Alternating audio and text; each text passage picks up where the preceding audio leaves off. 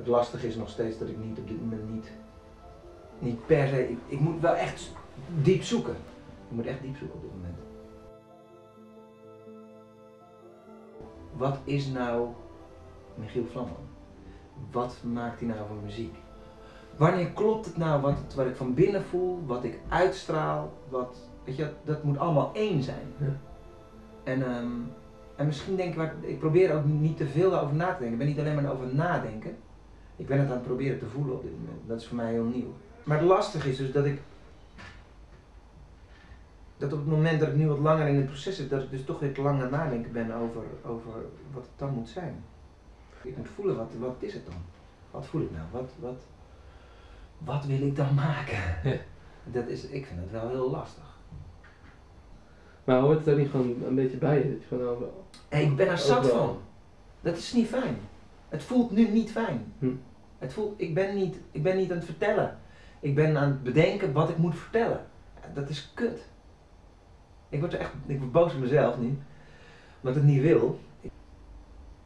Het is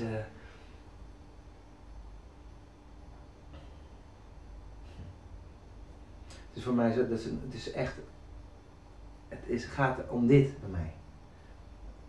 Jezelf zijn en met die ander en bij die ander. Ja. Dat emotioneert me, ja.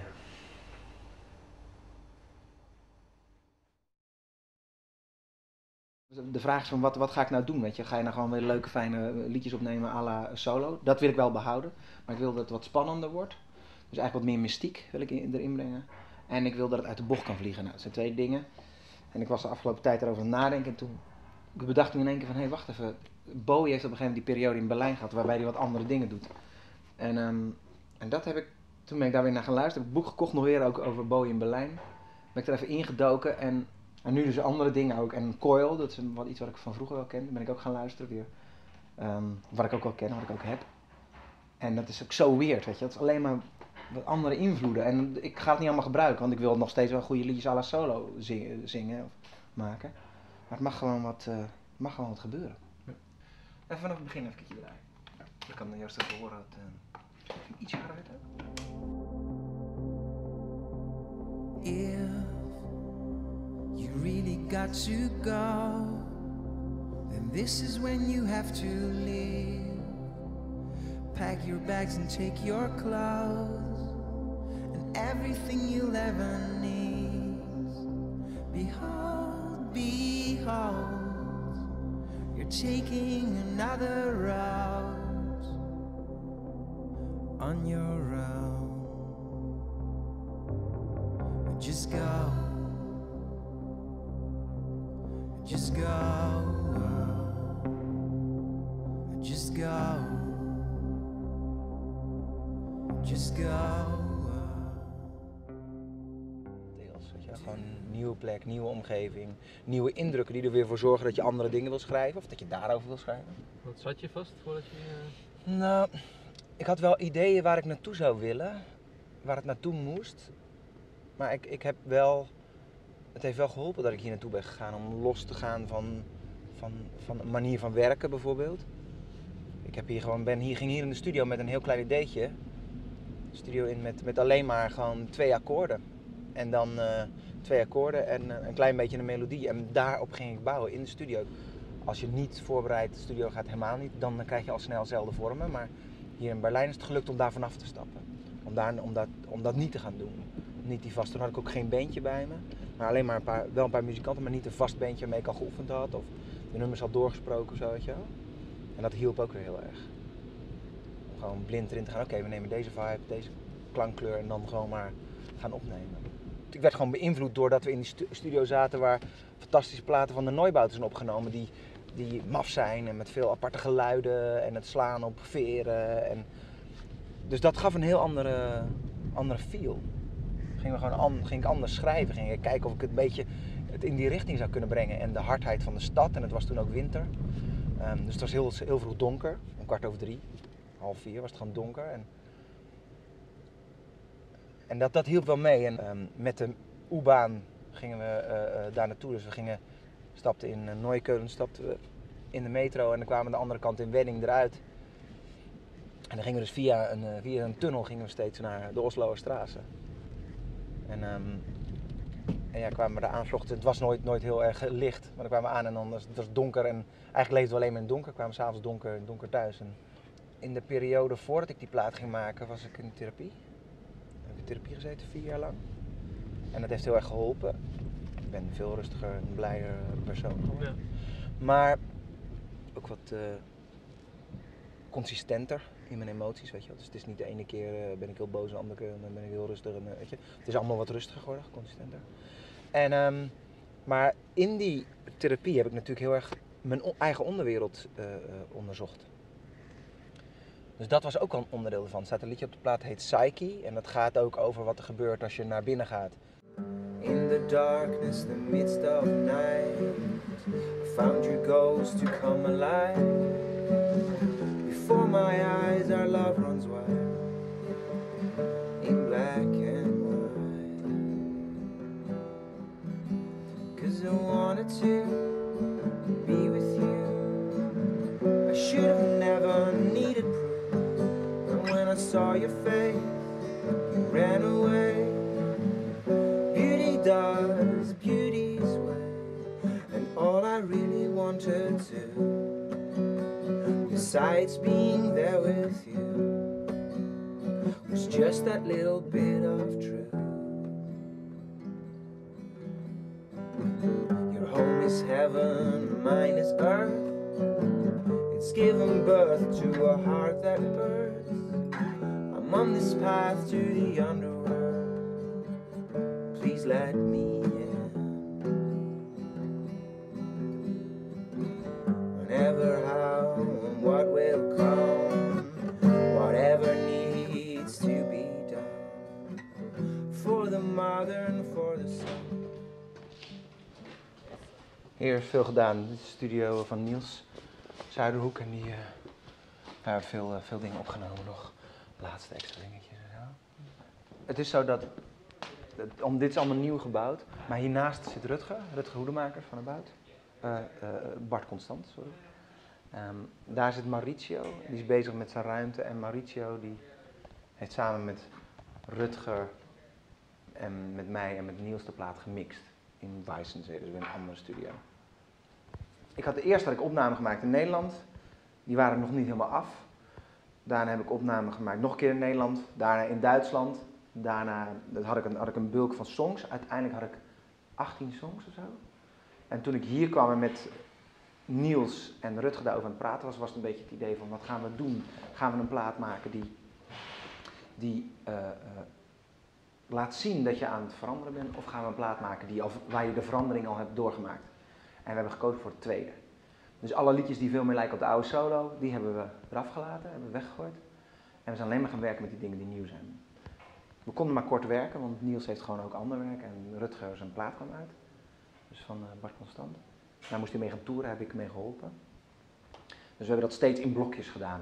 Steeds maar een week gewerkt of 2 weken gewerkt aan de plaat en dan weer 3 maanden, 4 maanden niet. Vond je dat fijn? Nee, dat frustreerde wel eens. Maar ik denk dat het achteraf goed is geweest voor de plaat. Want als ik het in één keer door had gemaakt, had het een bepaalde klank gehad die misschien minder interessant was dan nu. Nu hebben we alles goed naar elkaar toe kunnen trekken en hij heeft ook veel meer impact. En veel donkerdere plaat geworden qua klank in ieder geval.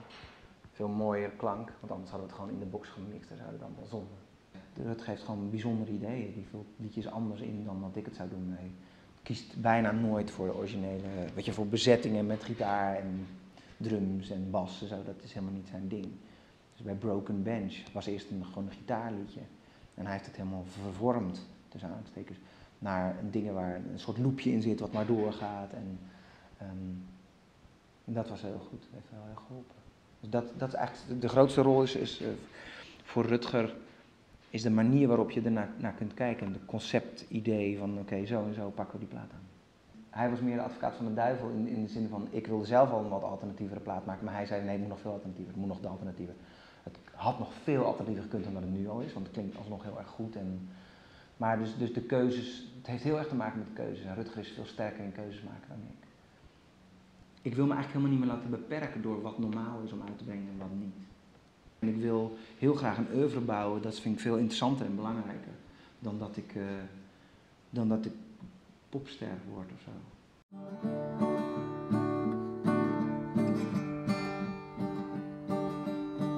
I can change, no I'm really not that strange. Just confused, that's what I am. When there's no one around, I'm serious and I frown. Let's talk about the Bible now, and if you got friends you never see, they might be interested in me, just out of curiosity, and to meet someone who's a kisser and a hugger, a bagger and a bugger, a lover undercover, and I'm right in front of you. When I want to take the train, I need a place to stay, so I'll ask you once again, could you spare a little change? Could you spare a little change? I'll ask you once again, could you spare a little change? Na na na na na na na na na na na.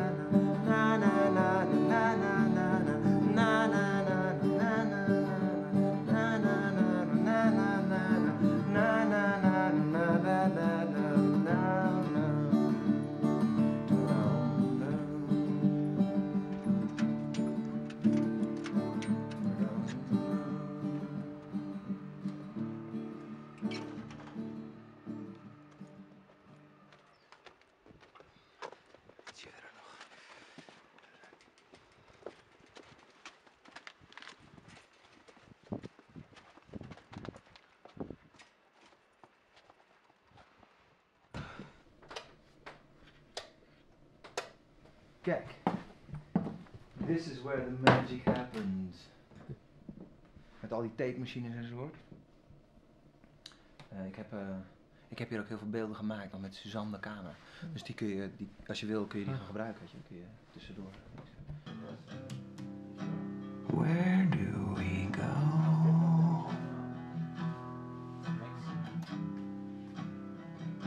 From here.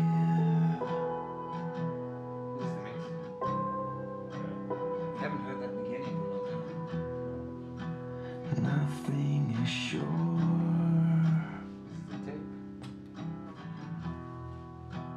Nothing to fear.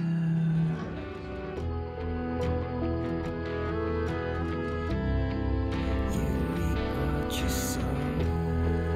You reap what you sow. You reap what you sow. You reap what you sow.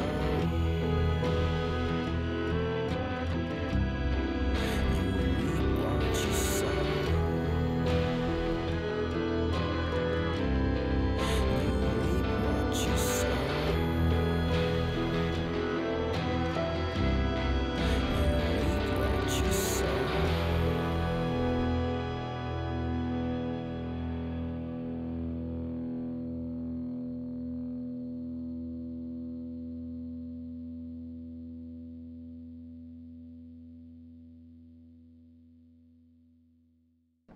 Dit is de studio, Voxtone Studio. En het is een heel bijzondere studio, omdat ze hebben een heel erg mooie tafel, een K-dak uit 1970 of zo, 1971. En dit is ook When the Lady Smiles. En die plaat van Twilight Zone, die is via deze tafel ook opgenomen en gemixt. En er staan allemaal ook analoge effecten. En alles wat we gedaan hebben hier is analoog via tape. En dan tape opgenomen in eerste instantie en daarna weer via de tafel gemixt naar tape en dan daarna pas gemasterd. En, dat had ik nog niet eerder gedaan, want je hebt geen recall. Hè? Dus als je een tafel als dit hebt, dit is geen automatische tafel, dus op het moment dat je iets hebt opgenomen, dan is dat wat het is. Je kan niet terug. Dus wat we deden was, een hele dag werkten we aan een liedje. En dan hadden we aan het einde van de avond, van het einde van de dag hadden we een mix. Dan lieten we die op de tafel staan, net als nu. Het lijkt erop, alle schuiven staan open, dus volgens mij staat iets op de tafel. En dan de volgende ochtend kwamen we terug en dan luisterden we nog een keer, kijken of we tevreden waren. En als we tevreden waren, dan lieten we het zo en dan zetten we het op tape. Live baby and give, daily go lose. answers and fix senses. Get rid of the bit of yourself. Have a breathing spell as you bid farewell. Not a trace, nor a place to be found.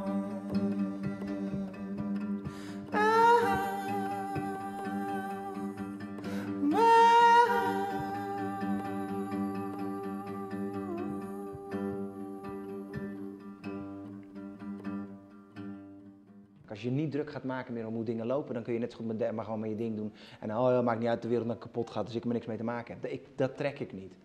Effect daarvan is dat ik altijd en mijn leven lang me heel erg druk loop te maken en moeilijk loop te doen omdat ik iets wil, weet je wel. Dat is het nadeel ervan. Daardoor wil ik altijd iets en ja, het zou me niks verbazen als ik daar 5 jaar eerder dood ga dan eigenlijk de bedoeling is, omdat ik me druk loop te maken om dingen, weet je wel. Aan de andere kant vind ik het belangrijk. Ik vind het gewoon belangrijk dat... Ik vind het belangrijk om te denken van ja, als je bij Radio 3 gaat spelen en ze vragen of je een hitje uit de top 40 wil naspelen, zodat ze dat kunnen draaien, dat vind ik heel erg. Want dan nodig je iemand uit alleen maar om jezelf beter te maken, weet je wel. We zijn wel een leuk gek radiostation, in plaats van wij zijn een radiostation wat geïnteresseerd is in muziek. En, weet je, en daarmee, en dat is voor mij vind ik heel belangrijk, zie ik steeds meer dat de rol van muziek die het had, weet je wel, is gewoon verdwenen. Nu het helemaal omslaat naar... weet je, muziek is zo entertainment geworden. Muziek was al entertainment, maar wat ik niet goed vind is als muziek wordt ingezet voor entertainment. Dus muziek is entertainment in zichzelf. Dan moet je niet nog eens een keertje een programma over gaan maken dat het nog meer maakt als entertainment. Als je popmuziek op die manier inzet, dan is het geen scheppende creatie meer. Dan is het alleen maar ter vermaak. En dat wil ik niet dat het is. En daarom heb ik ook een plaat proberen te maken die niet alleen maar vermaak is. Ik wil niet een plaat maken met allemaal leuke liedjes en la la la la. En die iedereen leuk op kan zetten. En dat mijn moeder zegt van, dat is een leuke plaat. Dat is leuke muziek, joh, moet je eens een keertje luisteren. Ik wil niet dat mijn moeder luistert naar de muziek die ik maak. Tussen aanhalingstekens niet helemaal waar, want ik wil wel dat ze naar luisteren. Maar ik wil dat ze dan denkt, wow, dat is interessant. Of 2 keer, 3 keer moet luisteren voordat ze denkt, oh, ik hoor toch wel heel erg mooie dingen. Dat vind ik veel belangrijker. Maar die investering van mensen om iets moois te vinden, of om ergens in te investeren, om ergens achter te komen of iets te vinden, dat is weg. Dat is weg. En aan de ene kant kun je zeggen, nou dat is jammer, dat is nou maar zo zoals het is. Maar ja, ik vind dat, ja, dan kan ik net zo goed stoppen met muziek maken of alleen maar inderdaad reclamemuziekjes gaan maken. En dat iemand dan zegt, nou wil het dat het een beetje klinkt zoals iemand in de jaren 70, doe maar Nick Drake na, dat is leuk, weet je, dat kan je wel en dan dat past dan wel. En daar heb ik geen zin in, want dat vind ik zonde. Ik wil iets maken wat op een bepaalde manier vernieuwend is. Popmuziek moet schuren en moet pijn zijn. Er moet iets zijn waar iemand van over ons te boven raakt. Wat nou als het wel of niet, I don't give a shit. Dat is meer naar voren gekomen. Dus ik ben meer gaan denken van, het maakt me niet uit. En sterker nog, ik heb een Tunnel to Oslo gemaakt, dat tapeje. Daar staan nummers op die hartstikke commercieel zijn, maar die heb ik helemaal verneukt, tussen aanhalingstekens. Bewust om te kijken hoe ver kan ik gaan dat mensen het nog wel of niet, dat het beluisterbaar is. Of dat mensen kunnen voelen wat daarachter zit. Dus ik zoek zelf ook voor mezelf de rand op. Wat is interessant? En als mensen niet een liefdesverhaaltje kunnen horen en een liedje zijn, en kunnen ze het dan nog interessant vinden, dat kunnen ze. Het heeft mij wel gesterkt in wat ik nu aan het maken ben, dat hetgeen is wat ik wil maken en wat ik moet maken. En dat ook wel eens kan zijn dat mensen dat niet mooi vinden. Maar ik probeer wel muziek te maken die nog geluisterd kan worden, weet je wel. Om het alleen maar te doen om het te chockeren vind ik niet interessant. Er zit altijd een entertainment kant aan popmuziek en dat vind ik ook terecht. Maar niet entertainment, ik wil niet dat mijn muziek wordt ingezet voor entertainment van iets anders dan wat het intrinsiek in zichzelf is. Namelijk entertainment.